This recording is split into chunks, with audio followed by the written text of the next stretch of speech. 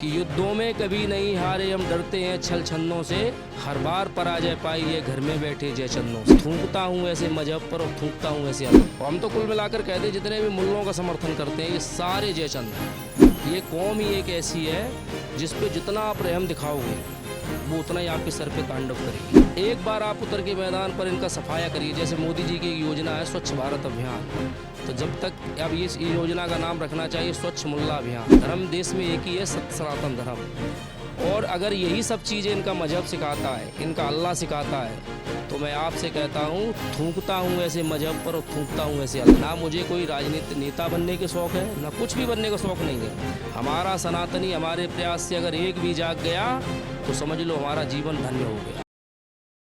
नमस्कार, मैं शिवम चौबे और आप देख रहे हैं सौगंध टीवी। एक तरफ जहां बांग्लादेश के अंदर हिंदुओं का नरसंहार हो रहा है, वहीं दूसरी तरफ देश के अंदर ऐसे तमाम जगहों पर बांग्लादेशी रोहिंग्या मुसलमान बसे बैठे हैं।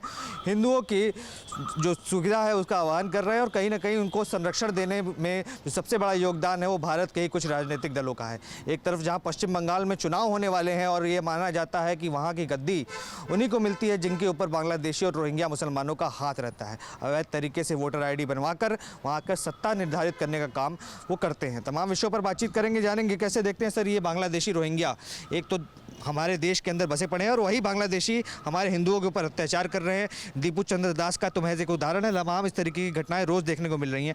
क्या इलाज है, क्योंकि लोग तो कह रहे हैं कि अब इस देश के अंदर जो सत्ताधारी दल हैं, पश्चिम बंगाल की खास करके बात करें ममता बनर्जी, वो तो संरक्षण दे रही, वो तो कह रही वो हिला नहीं सकता इनको। जितने भी राजनीतिक दल हैं ना जो इनकी बात करते हैं रोहिंग्या मुसलमानों की, बांग्लादेशियों की, उनके बारे में हम सिर्फ एक बात पहले कहेंगे आपसे कि युद्धों में कभी नहीं हारे हम, डरते हैं छल छन्नों से, हर बार पराजय पाई है घर में बैठे जय चन्नों से। ये जितने भी राजनीतिक दल उनका समर्थन करते हैं, और हम तो कुल मिलाकर कहते हैं जितने भी मुल्लों का समर्थन करते हैं ये सारे जय चंद हैं। आप पृथ्वीराज चौहान से उठाइए, पृथ्वीराज चौहान ने कितने बार मोहम्मद गौरी को माफ़ किया था, लेकिन उसका परिणाम लास्ट में क्या निकला। ये कौम ही एक ऐसी है जिस पे जितना आप रहम दिखाओगे वो उतना ही आपके सर पे तांडव करेगी। इनका एक ही उपाय है जो मैंने आपके पिछले वीडियो में भी बताया था, और जब तक वो इलाज नहीं होगा तब तक कहीं कोई शांति स्थापित नहीं हो सकती पूरे विश्व में। और एक बार आप उतर के मैदान पर इनका सफाया करिए। जैसे मोदी जी की एक योजना है स्वच्छ भारत अभियान, तो जब तक अब इस योजना का नाम रखना चाहिए स्वच्छ मुल्ला अभियान। पूरा देश मुल्लों से मुक्त होना चाहिए, चाहे वो बांग्लादेशी हो, चाहे वो कहीं का भी हो, यहाँ का भी हो, यहाँ के भी। आप एक भी मुल्ले की पोस्ट बताइए जो दीपू दास के लिए उसने श्रद्धांजलि अर्पित की हो। वो भी इतना सा बच्चा पैदा होता है उसके भी अंदर ऐसी मानसिकता होती है जो वो स्वयं जिहाद की तरफ जाता है, टोटल जिहादी। नहीं, पर कई लोग, ये मुस्लिम नेता ये कहते हैं कि जिहाद को आप लोग गलत तरीके से बताते हैं। जिहाद करना तो इस्लाम में बहुत अच्छी चीज़ माना जाता है, संघर्ष को कहा जाता है जिहाद। आप लोग जिहाद को गलत बता देते हैं, भ्रामक तरीके से बताते हैं। अगर उनकी जिहाद यही है कि जिस देश में रह रहे हो उसी देश से गद्दारी, जिस देश में रह रहे हो उसी देश की भूमि को रक्त रंजित करना, कि कहीं पे भी विश्व में आप रह रहे हो वहीं पे बम फोड़ देना, और अगर उनका मजहब, इसको हम धर्म नहीं बोलते, ना धर्म है, धर्म देश में एक ही है, सत्य सनातन धर्म। और अगर यही सब चीज़ें इनका मजहब सिखाता है, इनका अल्लाह सिखाता है, तो मैं आपसे कहता हूँ थूकता हूँ ऐसे मजहब पर और थूकता हूँ ऐसे अल्लाह। पर वो तो कहते हैं मजहब नहीं सिखाता आपस में बैर करना। उन्होंने मजहब कहा ना। हम आपसे एक बात कहते हैं, अगर सिखाता नहीं तो फिर ये आते कहाँ से हैं। आइए जाइए मदरसे में, पता चल जाएगा सिखाते कि नहीं सिखाते। इनके ऊपर जब तक थूकोगे नहीं, जब तक कूटोगे नहीं। एक योगी जी ने नारा दिया था, कटोगे तो बटोगे, और हम उस नारे में एक लाइन और जोड़ते हैं, बटोगे तो मिटोगे। सनातनियों, अगर आप बटे तो मिटे, और आपको मिटाने का काम किया जा रहा है। आपके राजनीतिक दल है, हम ये नहीं कहते राजनीतिक दल कौन सी जाति से बिलोंग करता है किसी, हम तो एक सनातन की बात करते हैं।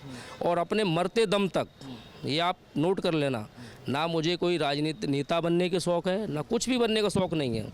हमारा सनातनी हमारे प्रयास से अगर एक भी जाग गया तो समझ लो हमारा जीवन धन्य हो गया। उससे और बताइए। नहीं, पर बांग्लादेश के अंदर इस समय जो हालात पनपे हुए हैं, क्या भारत सरकार का ये दायित्व नहीं बनता, जो हिंदुत्ववादी सरकार अपने आप को कहती है, क्या भारत सरकार को नहीं हस्तक्षेप करना चाहिए और बोलना चाहिए कि अगर हिंदू सुरक्षित नहीं है, अगर हिंदू को सुरक्षा नहीं दी जाएगी तो यूनुस सरकार से लेकर के वहाँ की सेना, वहाँ के पुलिस की ईंट से ईंट बजा देंगे। सरकार तब करेगी, सरकार ने राम मंदिर दिया हमको, उसके बाद हम सनातनियों ने क्या दिया सरकार को? अयोध्या हरा दिए। तो सरकार कहीं ना कहीं डरती है। सरकार को ऐसा लगता है कि अगर हम हिंदुओं को खुल के सपोर्ट करेंगे तो हिंदू ही साथ नहीं देगा, सनातनी ही साथ नहीं देंगे।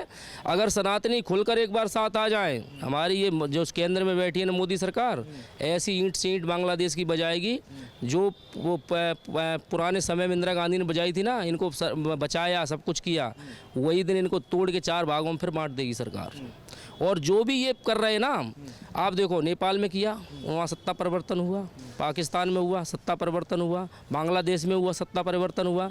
आप एक बार यहाँ पर ये मुल्लों की सफाई करने का अभियान छेड़ो तो, हम सरकार के खिलाफ नहीं बोल रहे कि सरकार के खिलाफ आप आंदोलन करो, आप ये मुल्लों का स्वच्छता अभियान चलाइए, उसके बाद देखिए सरकार आपके साथ रहेगी, सब कुछ साथ में रहेगा। बस अपन को फौजियों से, पुलिस से, इनसे बर्बरता नहीं करनी है, क्योंकि अगर हमने इनके साथ कर दी, ये हमारे रक्षक हैं, अगर इनके साथ कर दी तो फिर इनमें जान भेड़ियों में और हम लोगों में, शेरों में फर्क क्या रह जाएगा। आप देख रहे हैं सौगंध टीवी, सौगंध वतन की।